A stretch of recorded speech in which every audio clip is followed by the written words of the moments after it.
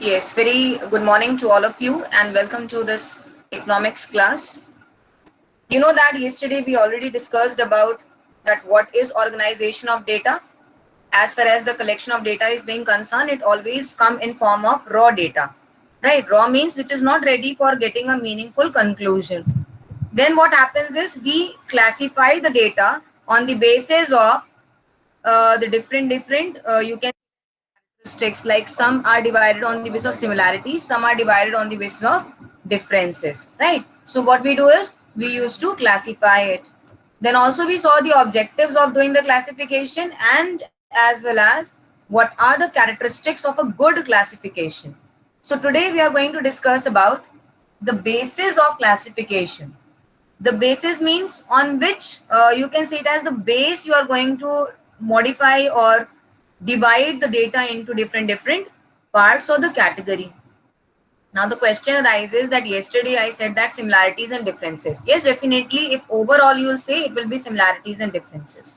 But further it is bifurcated into different, you can say it as types. So as to make it easy for others or for the investigators and for the one those are going to use the data, so that they can collect, classify and can present a good meaningful data, right? So coming to the first one, that is geographical or spatial.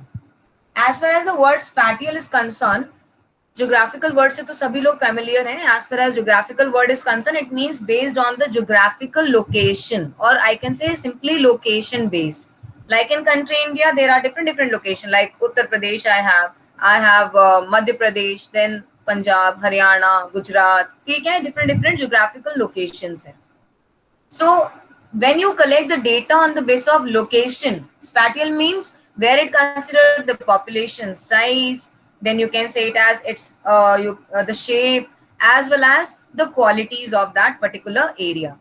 So when the data is being collected on the basis of, किसके basis पे collect कर रहे हैं data को? On the basis of geographical location. कहाँ पर किस area में वो चीज located है?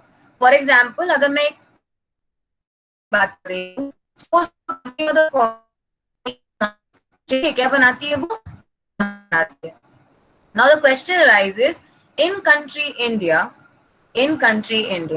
suppose the company name is ABC. ABC company manufacturing, what it manufactures? The mask in 2020, right? So you have to mention what are the number of those companies who are manufacturing what? The mask in the year 2020. किसके basis पे? On account of the different locations. Now see the example over here. Suppose I have two columns. The first column will be of places. Places why? Because we are going to talk on the basis of geographical location. ठीक है, तो suppose कोई भी तीन location हम लोग ले लेते हैं. You suggest locations, कोई भी तीन जगहों के नाम आप suggest करो in the comment section. See, as far as the book name, the publication is concerned, VK Ori की book को आप purchase करना, ठीक है? Katyayani is asking the question, ma'am कौन सी book को purchase करना है? तो VK Ori. Okay, so I have Rajasthan.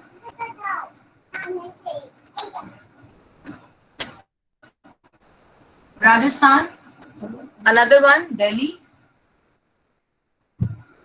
Then one more I need, Agra. Okay. So we have three places where there is, वैसे तो पूरी कंट्री में बहुत जगहों पे मास्क बन रहे होंगे, लेकिन अभी हमने for hypothetical example we have taken only three places जहां पर क्या बनाए जा रहे हैं? मास्क. मास्क मेकिंग चल रही है in these three geographical locations, right? कौन सी लोकेशन है? One is Punjab, sorry, Rajasthan, Delhi and Agra. Now you have to tell the number of masks being manufactured. Number of, or I can say it as number of companies, number of ABC companies. यानी कि ABC company की कैसी company है जो वहां पर काम कर रही है, या कैसी इतनी ब्रांचेस है जो वहां पर काम कर रही हैं. तो that you have to find out. Suppose सिर्फ राजस्थान में 20 ABC कंपनी की ब्रांचेस हैं जो वहां पर क्या कर रही है? मास्क बनाने का काम कर रही है.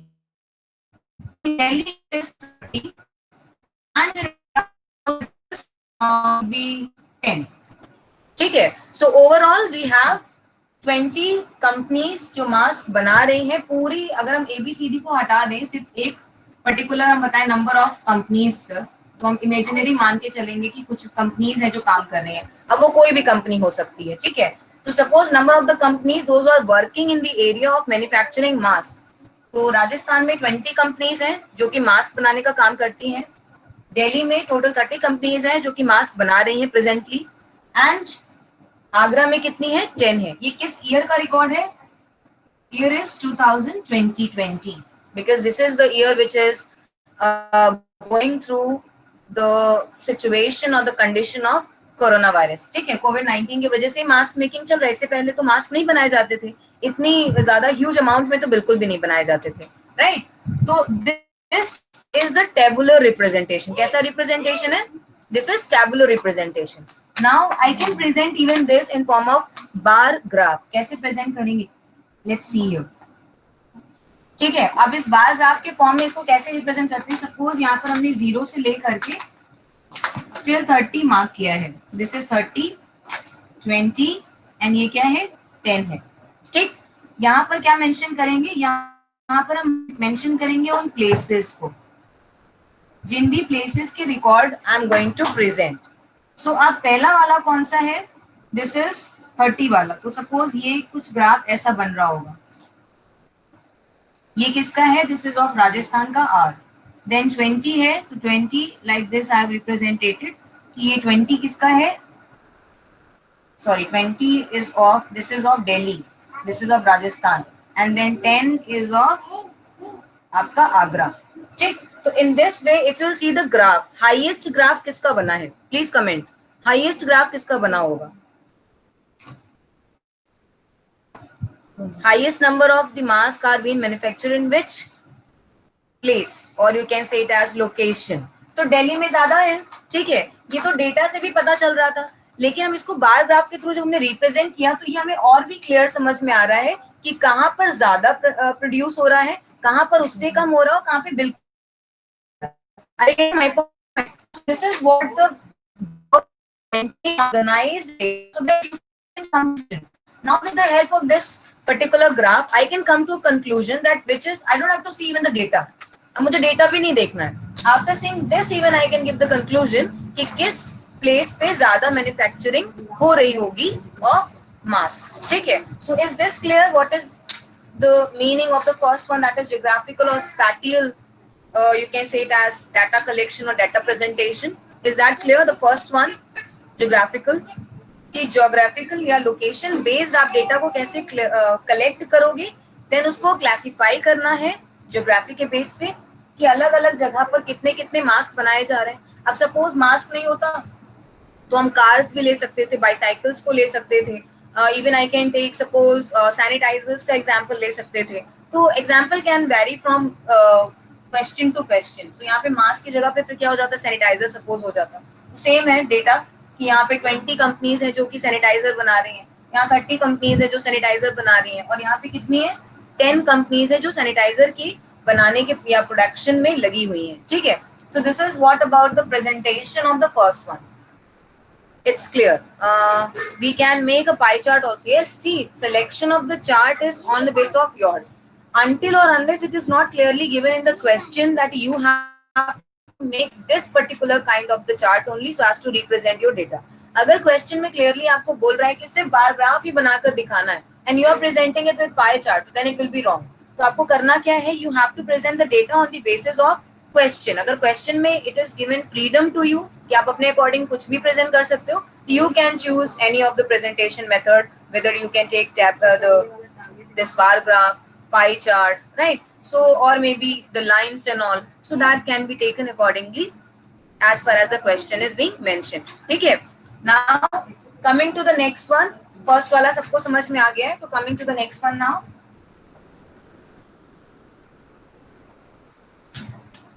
Second one is chronological. अब as far as the word chronological is concerned, और सब लोग हिस्ट्री ज्योग्राफी सब पढ़कर आए हैं, तो please tell me what is the what we can say it as the meaning of this word chronological. इस वर्ड का क्या मीनिंग है? Please comment in the comment section. What is the word chronological. This one, second one. First one we have done. This is the first one. Coming to the second one, this is chronological. Sequential, right? Okay.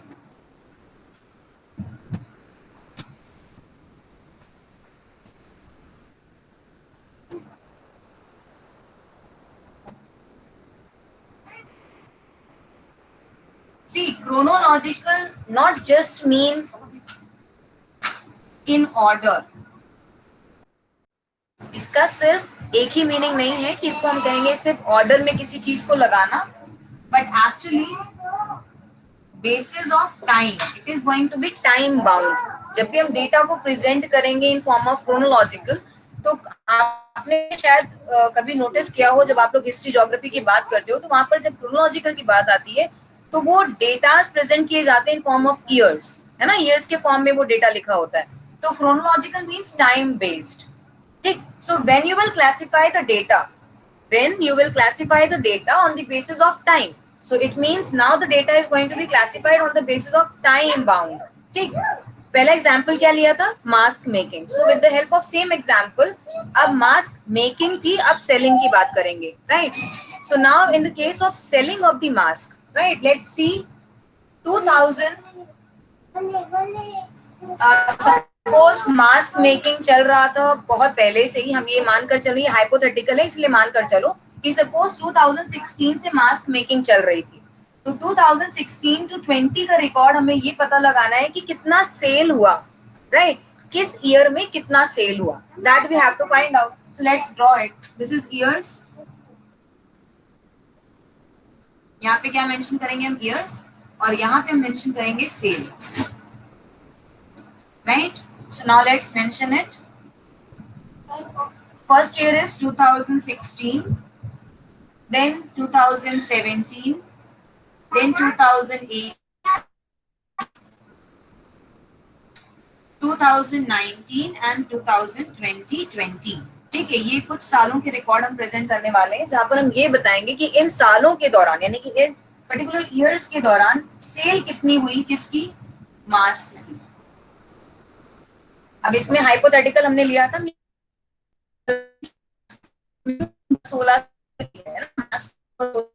2016 से लेकर के अभी तक में mask making में कितना, what we can say it as, जो sale का प्रोसीजर है वो इंक्रीज है, डिक्रीज है, जैसा भी होगा वैसा हम प्रेजेंट करेंगे। सो लाइक 2016 में क्योंकि कोई कोरोना वायरस का ऐसा केस नहीं था, तो जो सेलिंग थी 2016 में मास्क की, दैट वाज जस्ट इमेजिन कि इट वाज 20 लाख। कितना था, 20 लाख का सेल हुआ था, जब मास्क का इतना कोई रिक्वायरमेंट नहीं था, लोग बस पोल्यूशन से बचने के लिए इसका यूज करते थे।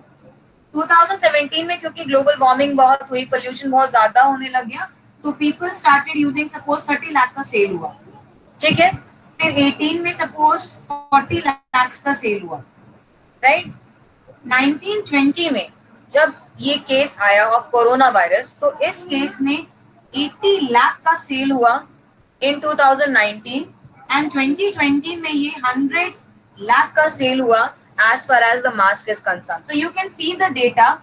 Now this data can be presented in form of pie chart also, can be presented in form of what we can say it as the bar graph also. Suppose अगर मैं bar graph के form में इसको represent करूँ, मैं सिर्फ 2 ही represent करूंगी, 16 को 3 रिप्रेजेंट कर लेते हैं, 16, 18 एंड 20 को रिप्रेजेंट करते हैं, ठीक है।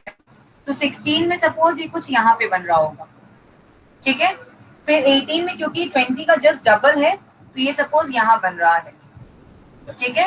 एंड देन 2020 में ये बहुत ऊपर निकल गया, ठीक। तो ये था 2016 का डेटा, ये था 2018 का डेटा, एंड दिस इज 2020 का data. So this you can see कि what is the fluctuation in the sense of sale of the mask in particular year, in that particular year कितना सेल हुआ। अब वो तो पूरे साल के दौरान जो सेल हुआ था, उसका जो कलेक्शन जनरेट होता है, उसके बेसिस पे भी पता लगा पाएंगे कि पूरे साल के दौरान में कितना सेल हुआ था, ठीक है। अब यहाँ पे हम मेंशन कर सकते हैं इसको 20 लाख से, यहाँ मेंशन कर सकते हैं इसको 40 लाख से, और इसके ऊपर यहाँ मेंशन कर सकते हैं इसको 100 लाख से, ठीक है। तो इस तरह से ये डेटा क्या हो गया, अब चार्ट के फॉर्म में, हम कह सकते हैं एक बार ग्राफ के फॉर्म में ये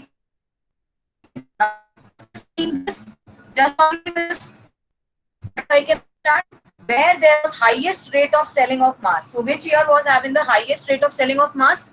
That was in 2020. ठीक है, ये क्लियर है सबको? क्रोनोलॉजिकल टाइम बेस्ड जब डेटा को क्लासिफाई किया जाता है तो that is called as chronological classification. So please comment fast if it is clear.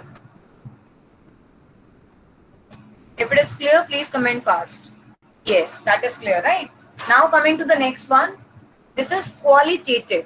It means कुछ data को हम quality की base पे भी classify करते हैं. How? Let's see.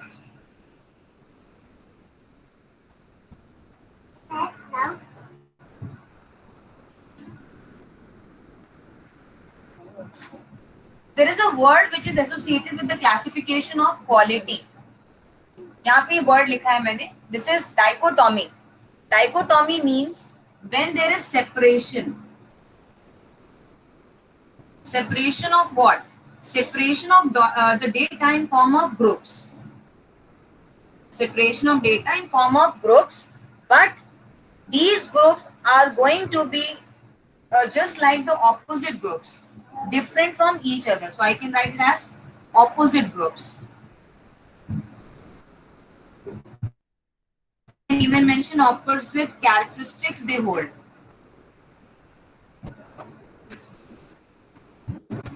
तो यहाँ पे जिस ग्रुप का हम क्लासिफिकेशन करते हैं in case of qualitative as far as dichotomy, the dichotomy word is concern, इसका मतलब होता है डेटा को सेपरेट करना. किस फॉर्म में? ग्रुप्स के फॉर्म में. लेकिन वो ग्रुप्स का जो स्टडी होगा, तो जिन कैरेक्टरिस्टिक्स को हम स्टडी करेंगे या दो ग्रुप्स को जो स्टडी करेंगे वो आपस में बिल्कुल ऑपोजिट होंगे. उनमें कोई भी फीचर एक जैसा नहीं होगा.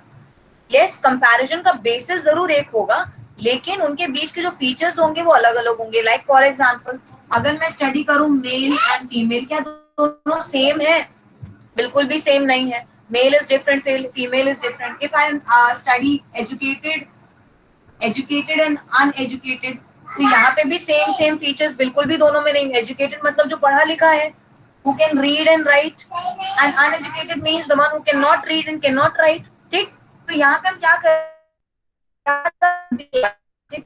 And where we form the groups, and those groups hold two different groups, doesn't have any matching, you can say it as the characteristics, they hold the opposite characteristics. ठीक है, तो अब इसमें हम क्या करेंगे? इसको दो पार्ट्स में डिवाइड किया गया है. दो पार्ट्स में कैसा है? एक सिंपल है, एक मैनीफोल्ड है. तो पहले सिंपल को समझते हैं कि सिंपल क्या होता है. So as far as simple is concern, तो सिंपल का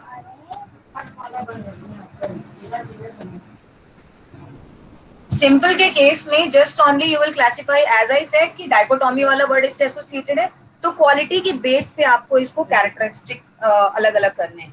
तो अगर सपोज हम यहाँ पे लेते हैं for educated and uneducated, educated है और अनएजुकेटेड है, तो ये क्या है? ये इसकी क्वालिटी हो गई ना, अनएजुकेटेड और एजुकेटेड. अब इनकी क्वालिटी के बेस पे डेटा को अलग अलग करने. लाइक फॉर एग्जांपल एक प्लेस है जिसका नाम है सपोज यूपी. हम यूपी की बात कर रहे हैं.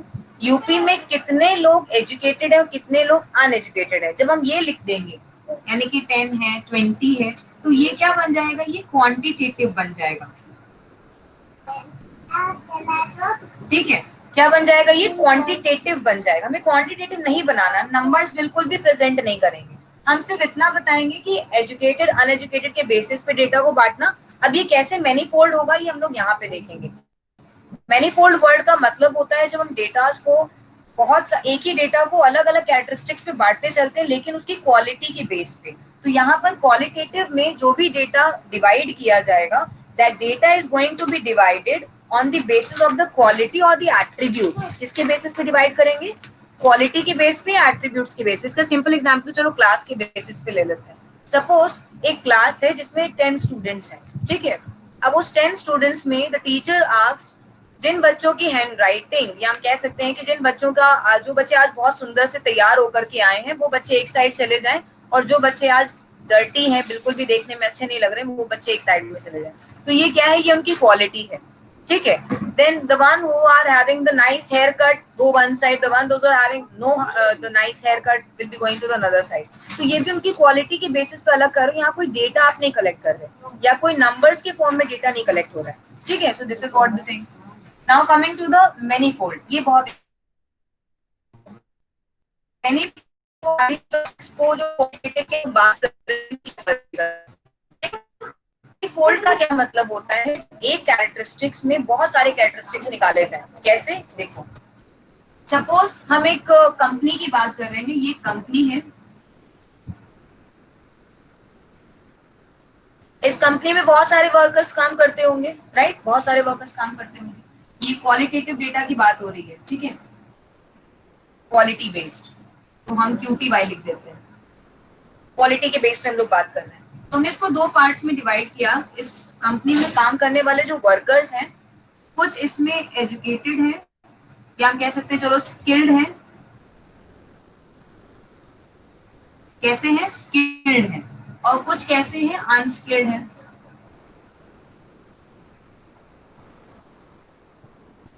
अब स्किल्ड और अनस्किल्ड से क्या मतलब हुआ? स्किल्ड ऐसे जो पढ़े लिखे हैं, जिनके पास प्रॉपर नॉलेज है of working on that position. अब अनस्किल्ड में कौन आएगा? जो लोअर लेवल पे जो वर्कर्स काम करते हैं, जिनको सिर्फ ट्रेनिंग दी जाती है, लेकिन कोई इतना इंटेलिजेंसी की जरूरत नहीं होती है. तो अब इसको भी हम फर्दर कैरेक्टरिस्टिक के बेसिस पे बांट सकते हैं दो पार्ट्स में. अब उसमें कुछ होंगे लिटरेट, कुछ लिटरेट होंगे, कुछ इलिटरेट होंगे. इसी तरह से यहाँ पे भी होगा. अनस्किल्ड में भी क्या होंगे? कुछ लिटरेट होंगे और कुछ इलिटरेट होंगे. तो इलिटरेट और लिटरेट वाले में जो डिफरेंस है, अब वो हम कैसे कैरेक्टराइज करेंगे?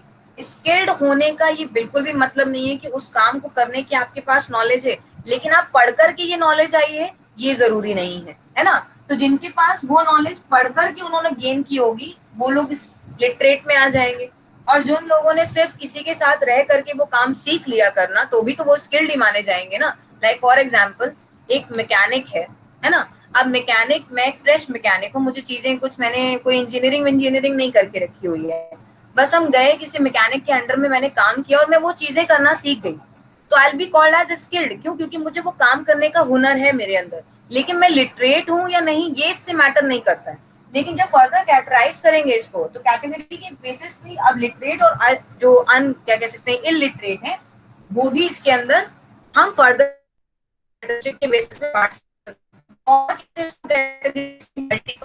बहुत सारी कैटेगरी भी कैसा होगा, कुछ रूरल एरिया से होंगे, कुछ अर्बन एरिया से होंगे. ठीक है. यहाँ पे भी ऐसा ही होगा. कुछ रूरल एरिया से आते होंगे, कुछ अर्बन एरिया से आते होंगे. तो यहाँ पे भी हम ऐसे ही बना देंगे. कुछ रूरल एरियाज में होंगे, कुछ अर्बन एरियाज में होंगे. यहाँ पे भी कैसा है आपका? रूरल एरियाज में है और अर्बन एरियाज में. यानी कि ऐसे लोग जो गांव से आते हैं और ऐसे लोग जो शहर से आते हैं. तो देखो यहाँ पे कहीं भी नंबर नहीं आया है ना. कहीं नंबर आपको मेंशन किया हमने? कहीं भी नंबर नहीं है. लेकिन फिर भी कैटेगरी बन रही है और फिर भी हम डिवाइड कर पा रहे हैं वर्कर्स को, लेकिन उनकी क्वालिटी के बेस पे, नंबर के बेसिस पे नहीं. तो हमने बोला कि पहले वो लोग आधे आधे हो, जितने लोग स्किल्ड हैं और जितने लोग अनस्किल्ड हैं, यानी कि जिनके अंदर टैलेंट है किसी भी काम को करने का. तो ये दो ग्रुप बन गए. अब फर्दर इनको डिवाइड करना है, तो हमने बोला जितने भी लोग इसमें से पढ़े लिखे हैं, जिनके पास कुछ डिग्री है, किसी स्कूल से पढ़ करके आए हैं, वो लोग अलग हो जाएं. और जो लोग बिल्कुल पढ़े लिखे नहीं लेकिन काम करने का हुनर है, वो लोग एक साइड में चले जाएं. ठीक. फिर इनको हम फर्दर डिवाइड कर रहे हैं क्योंकि हम छोटे छोटे ग्रुप बनाना चाहते हैं ना. फिर हमने क्या किया?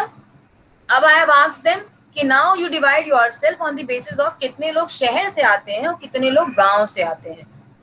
तो सी, ये भी एक फॉर्मेशन है of group, but not on the basis of quantitative data, but on the basis of the quality.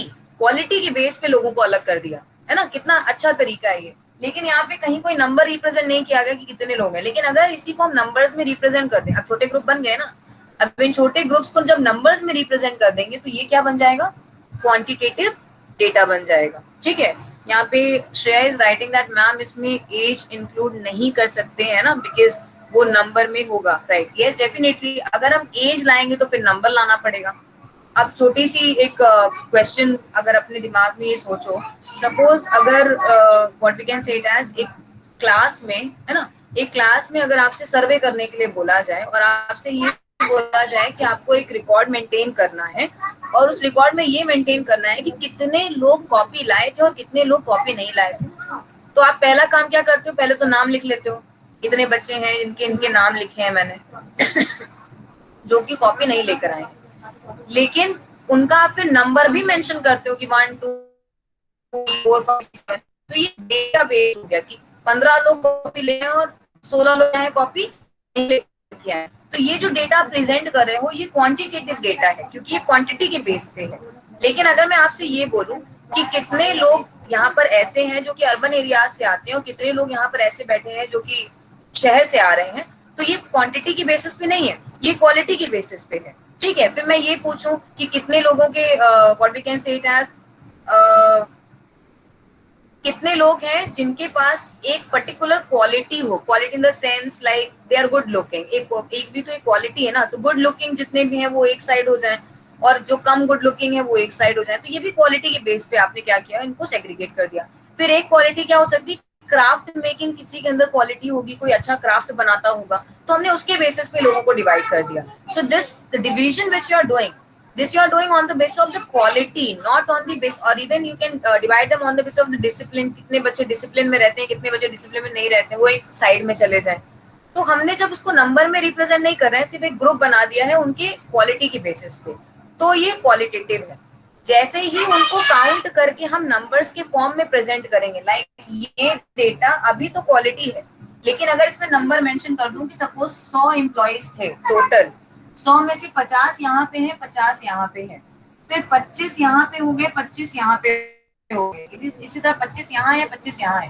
तो अब ये क्या है, ये क्वालिटी है? अब ये क्वालिटी है या नहीं? Please tell, please comment in the comment section, is it the quality now?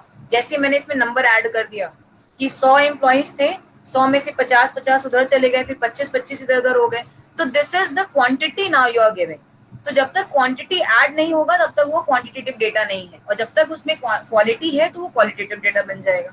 ठीक है, सो आई होप ये क्वालिटी बेस्ड जो डेटा का हम लोग सेग्रीगेशन कर रहे हैं, as far as manifold is concern, manifold का मतलब ही होता है लाइक एक रोटी, रोटी नहीं कहूंगी, पराठा कहते हैं, वो भी लच्छे वाला पराठा, तो आई गेस सबने खाया होगा। तो लच्छे वाले पराठे में यू माइट हैव नोटिस कि उसके बहुत सारे लेयर्स निकलते हैं ना। So in the same way qualitative data also haves the layer. So this is the first layer कि एक कंपनी है, उस कंपनी का सेकंड लेयर इज कि I have skilled and unskilled employees, then third layer is इनमें literate और illiterate कितने हैं, and the fourth layer is कि अर्बन और रूरल से कितने हैं। इसको फर्दर भी कि अगर सपोज को फर्दर और बांटना हो तो कौन नियर बाई एरिया से आता है, कौन दूर की एरिया से आता है, तो इस तरह से भी इसको फर्दर कैरेक्टरिस्टिक के बेसिस पे बांटा जा सकता है। तो I hope this is also clear to everybody. Coming to the last one, that is quantitative और न्यूमेरिकल डेटा। वैसे तो इसको बताने की जरूरत नहीं है क्योंकि इसके बारे में हम लोग बहुत बार डिस्कशन कर चुके हैं, लेकिन फिर भी so let's study that what is quantitative or numerical data. As far as the quantitative data is concerned, अब यहाँ पे जो quantitative data की बात हो रही है, इसको हम क्लास में रिप्रेजेंट करेंगे। कैसे क्लास में रिप्रेजेंट करेंगे? to make the data more meaningful and understandable. अब क्लास कैसे होगा? Suppose this is the income, और I can say that suppose this is the, चलो इनकम ही मान लो, इनकम है, और ये सपोज नंबर ऑफ एम्प्लॉइज है। So I have made two columns, one is of income, another one is of employees. अब class की बात हो रही है तो it means it will come in the form of class interval. So suppose 0 to 5 lakh, ठीक, then 5 lakh to 10 lakh, then 10 lakh to suppose 15 lakh, and 15 to 20 lakh। ये कुछ इनकम कैटेगरीज बनाई गई है। Now you have to mention कि ऐसे कितने employees हैं जो इतनी से इतनी इनकम के बीच में अपनी सैलरी पाते हैं या जिनको इतनी अर्निंग होती है। तो सपोज 0 to 5 लाख, यानी कि मैक्सिमम लिमिट इज 5 लाख के अंदर आने वाले लोग। तो सपोज ये 20 लोग हैं जो कि 5 लाख तक की सैलरी गेन करते हैं। देन 5 to 10 लाख तक का इनकम कमाने वाले लोग सपोज 30 हैं, ठीक। 10 to 15 के बीच में सपोज 15 ही है, और 15 to 20 के बीच में सपोज सिर्फ 5 आते हैं, ठीक है। So in this way you have classified the class interval has been given. Class interval के बेसिस पे इसको क्लासिफाई किया गया कितने लोग किस तरह की इनकम को गेन कर रहे हैं, ठीक है। अब ये डेटा किस पे बेस करेगा? ये डेटा बेस करेगा पे स्केल पर, किसकी कितनी पे स्केल है, according to that entire income they are going to mark themselves. I guess कभी कभी आप लोगों ने फॉर्म फिल किया होगा कोई, उस फॉर्म में पूछा जाता है what is the income father and it comes in which range. ऐसा कभी कोई फॉर्म फिल किया है? Then you might have notes कि मार्क्स दिया होता है what is the further income of your father and in which category it comes, ठीक है। तो this is that only, they gets the data, they gets the quantitative data from you। तो जब हम नंबर्स के फॉर्म में data को collect करते हैं तो वो क्या कहलाता है? वो क्वांटिटेटिव डेटा कहलाता है। इस तरह के क्लासिफिकेशन को हम क्लासिफिकेशन ऑफ वेरिएबल्स भी कहते हैं, ठीक है। अब कल जब हम लोग मिलेंगे तो we will discuss about further different variables. Variables मतलब हम लोग सीरीज के बारे में बात करेंगे, that how many types of the series are there, ठीक है। So please comment fast if you have any doubt for today's topic, and if any question or the query you have in your mind, please comment.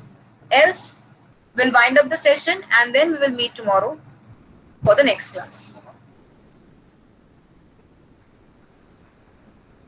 See, as far as just 1 minute. So I think the topic is clear to everybody, right? Okay.